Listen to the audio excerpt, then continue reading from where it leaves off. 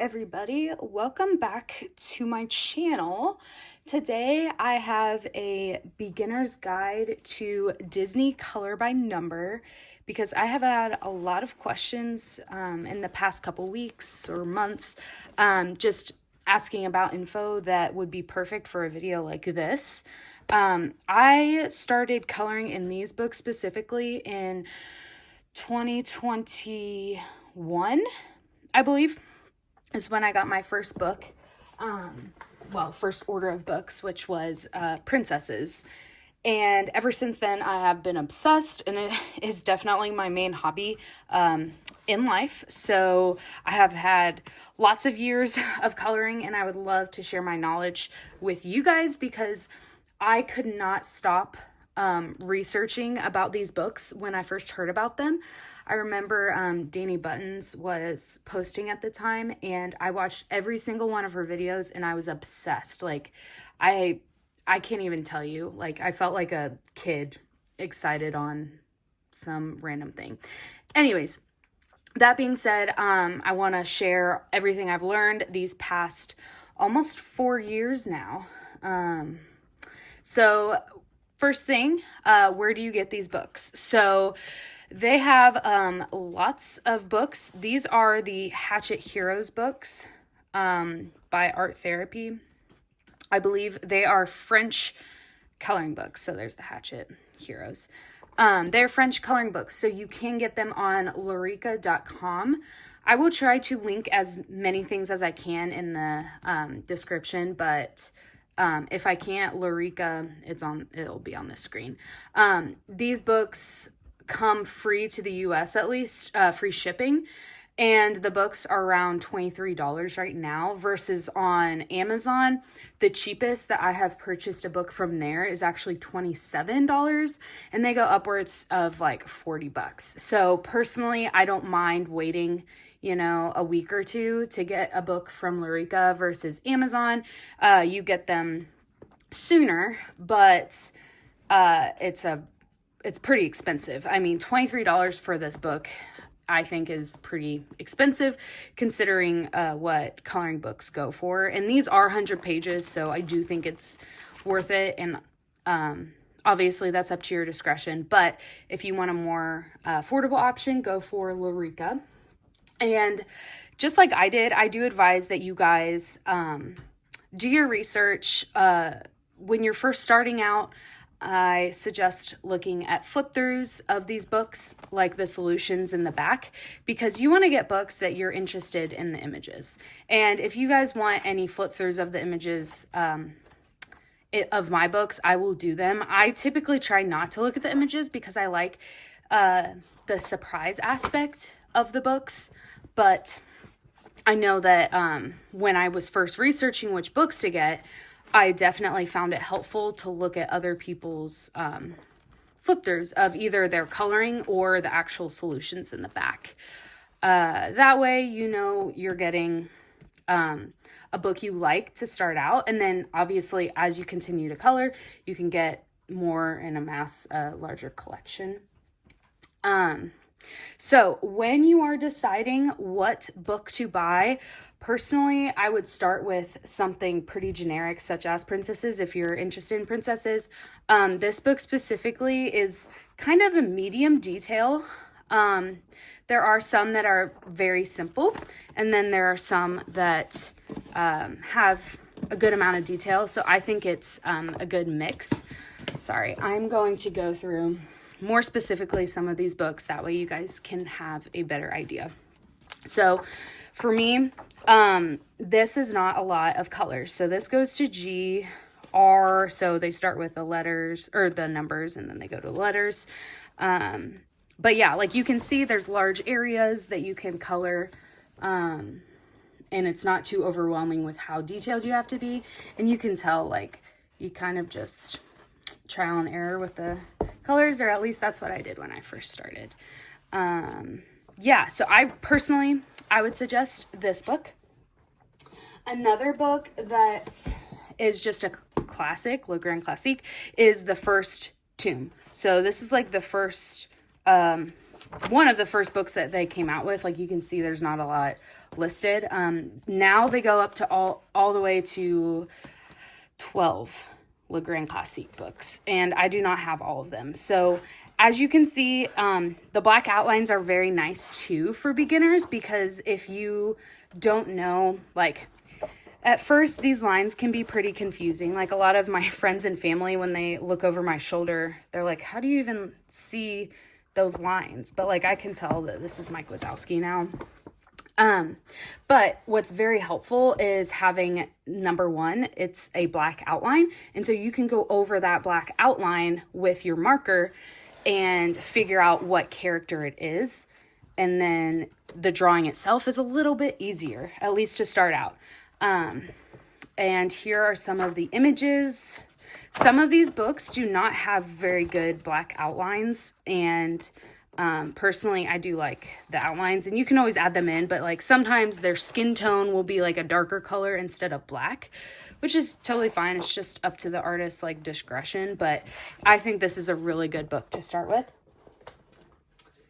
And then this is one of their newer books that is also very easy, just because again the color palette is very limited. So if you have not, I'm working on that right now, if you have not amassed a ton of markers, this is going to be very helpful, because you're not going to have as much trouble finding, you know, 12 colors on this one than you would in one of the other books that has, I don't know, I think I've done one with like 42 colors. Like it was crazy.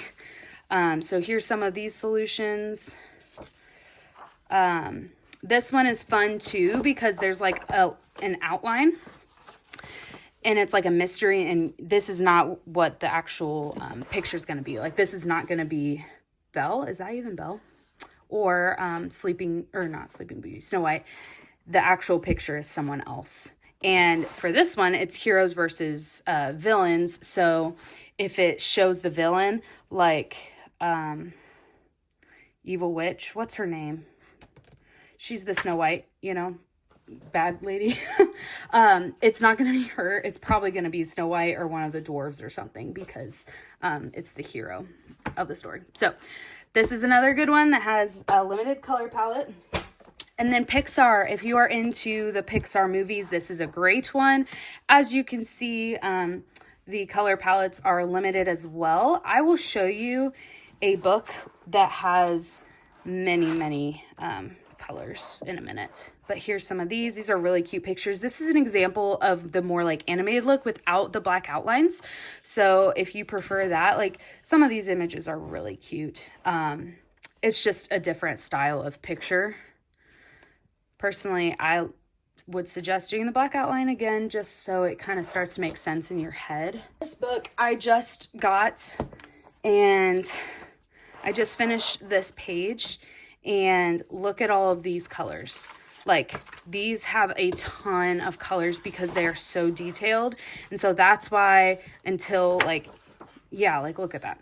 Until you get into these books and you kind of get your feet underneath you, this would be overwhelming for me when I first started.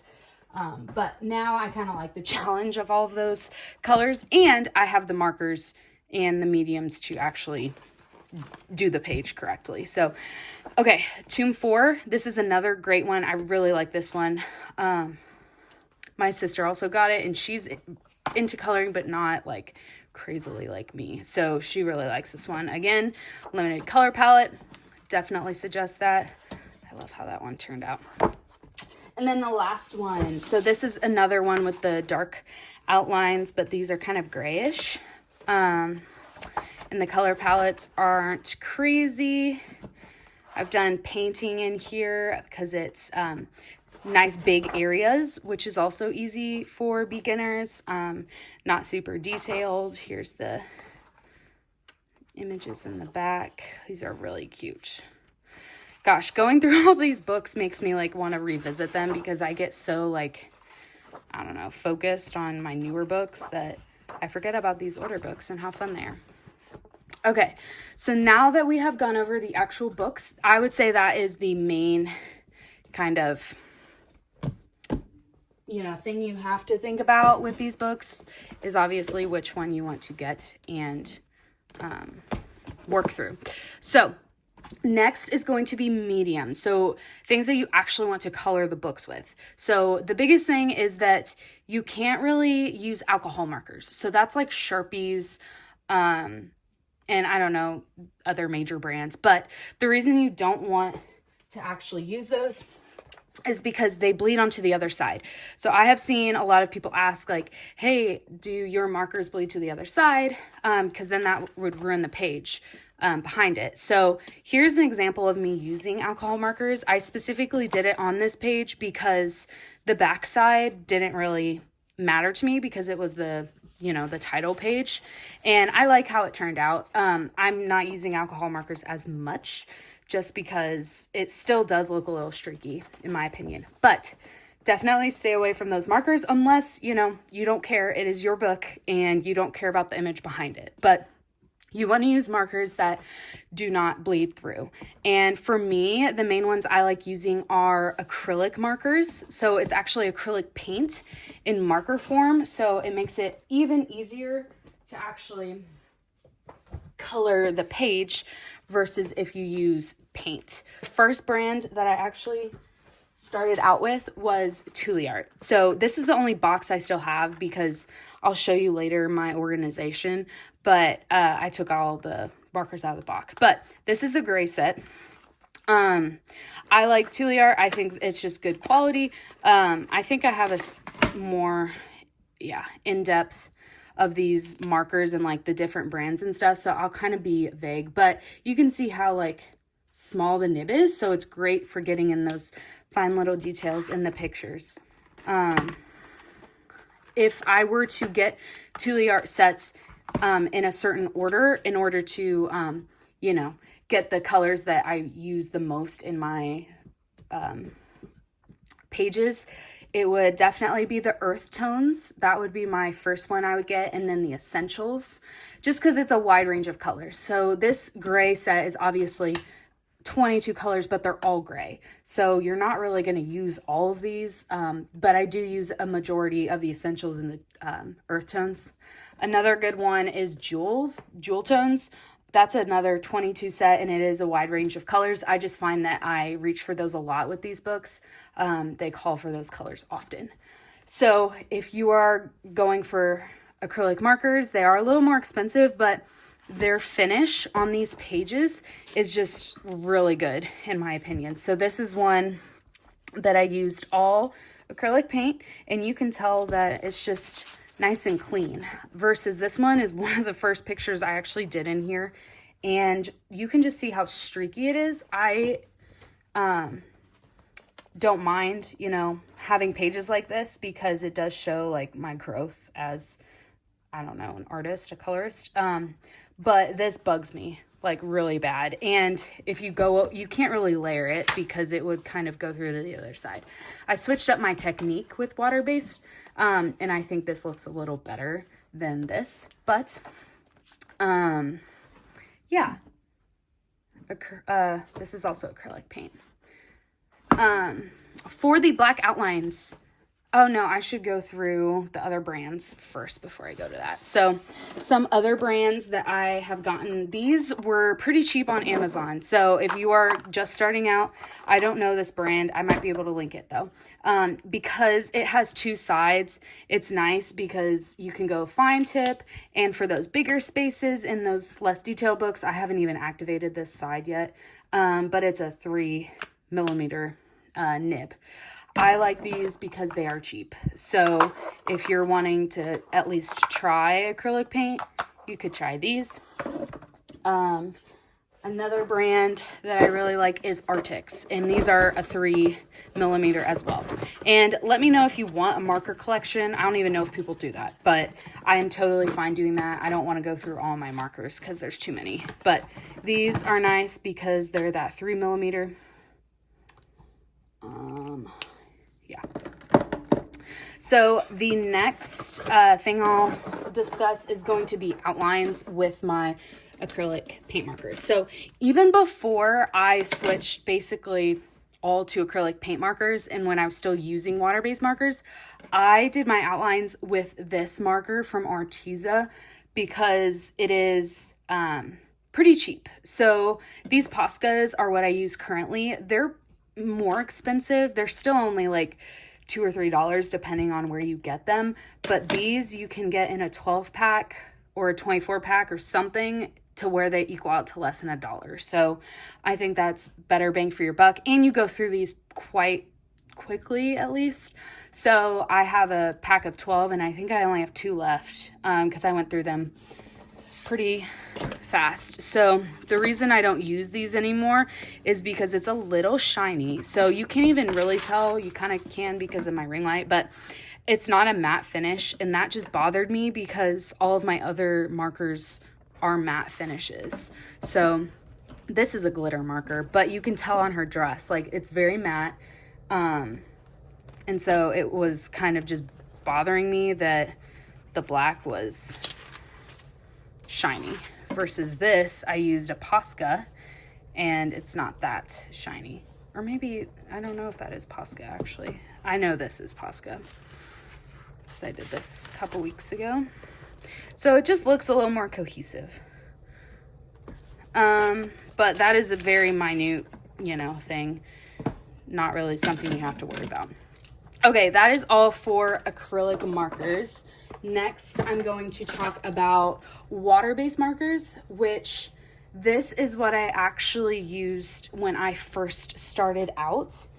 I loved using like Crayola, and I actually got a big marker set from Ohuhu and a bunch of other brands actually, but this was my most recent set of water-based markers. And like I said, if you are first starting out and you don't want to invest in all of these acrylic paint markers, these are definitely the way to go because look at all of these colors. You get so many, and I think this pack, is 160, and I believe it's around $35.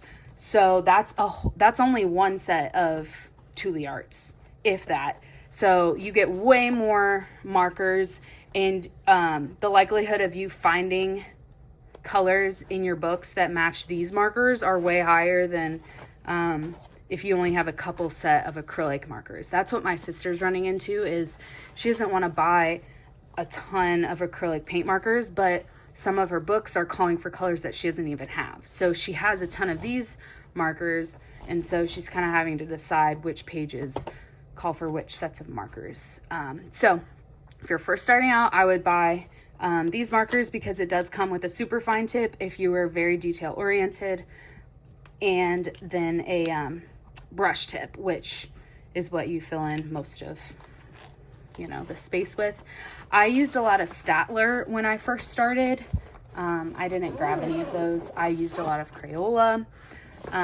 And recently, as in a year ago, I purchased these Stabilo markers, which I really like. I haven't used them a ton, but they're pretty good quality, and they're kind of a nice in-between nib where if you like turn it on its side, you're going to be able to color a lot of space, but if you want to be fine with it, you can be. But these are a little more expensive, so if you're growing your collection, it's a good one to kind of check out.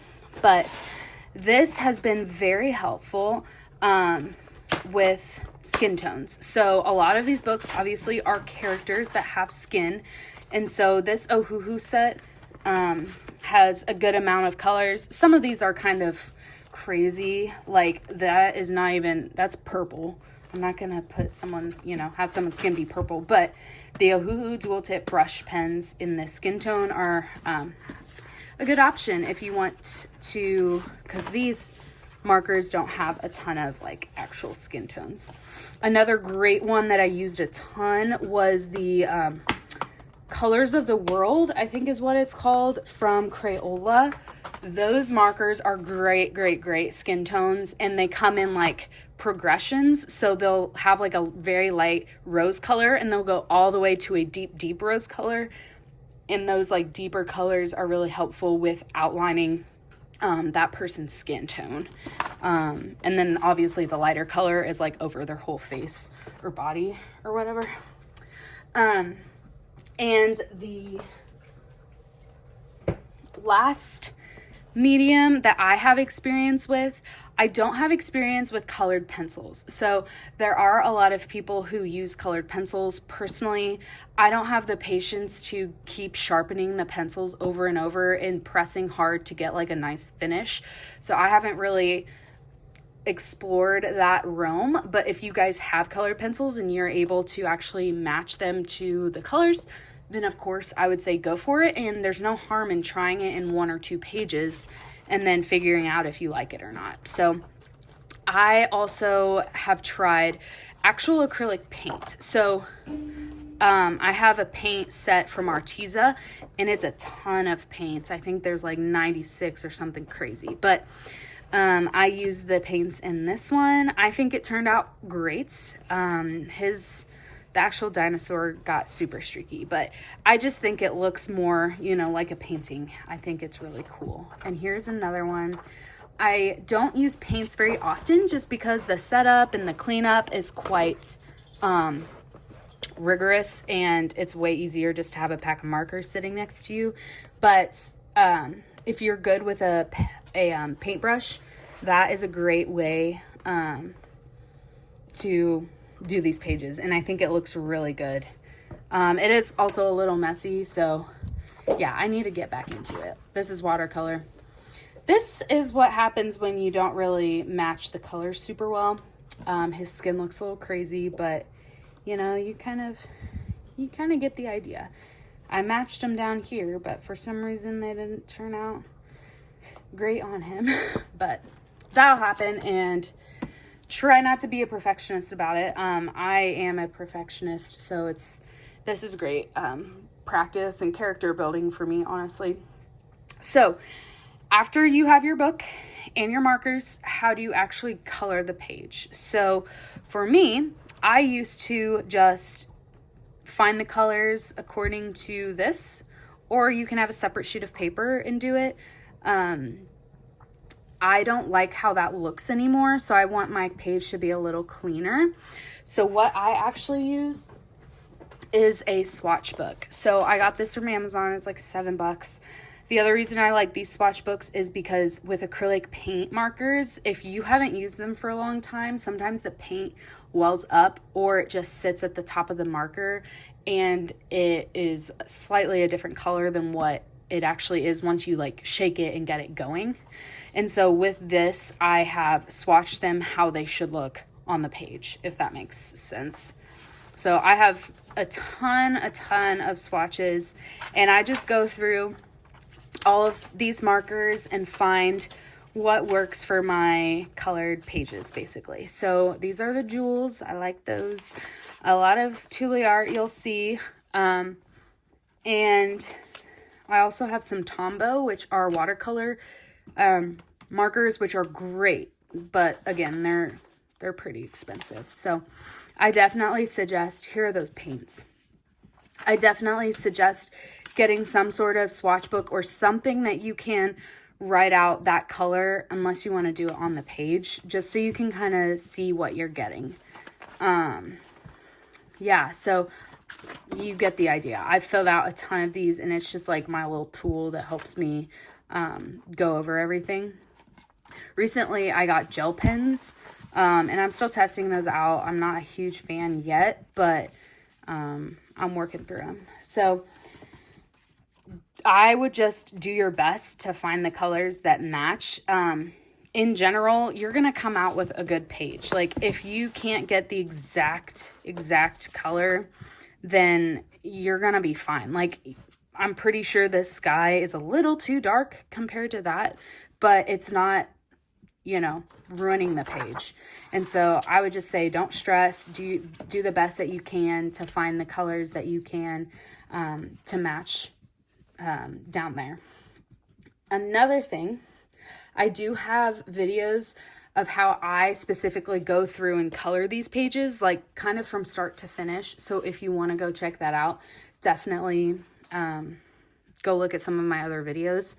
And then ultimately, this is a hobby, so have fun with it. Just, you know, color what you want to, how you want to, and don't stress about making it look perfect or making it look presentable, because it's your book. And I just want to stress that, because I kind of get into the headspace of, you know, being perfect and having the perfect page. And obviously, the more you practice, the more you color, the better things look. But definitely it takes a little bit of fun away from coloring if you put so much pressure on yourself. So just have fun. And yeah, I think that's all I have for you guys. I'm sorry if I missed any info that you guys were wondering. So definitely put some comments down in the comment section that I will reply to if you have any questions. And then also, if you want a marker, collection, I am willing to do that because I think collections are just fun to watch. So, okay, sorry for the poor lighting. It is nighttime.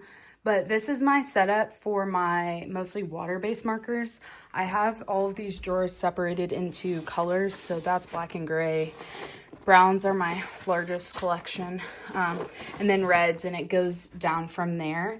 I don't really have space for this with my other stuff, so that's where these are held, and my sets are up here. These are alcohol markers. I also have the Ohuhu 300 and something set of acrylic markers, so that's what I use when I do use acrylic. And this is like colored pencils and random markers down there. Okay, and then this is my pride and joy, my acrylic marker collection. So I have a lot of Tooli Art, and I have some random sets up there, some grabby Arctics. I just got these Languo markers, which I really like, but I don't like them as much as my Guangna markers. I definitely suggest getting these markers. I think that it has a great color range, and they're pretty easy because they are brush tip. So I don't know if you'll be able to see from in here. Yeah, so it's a nice brush tip, and yeah, I think it's beginner friendly.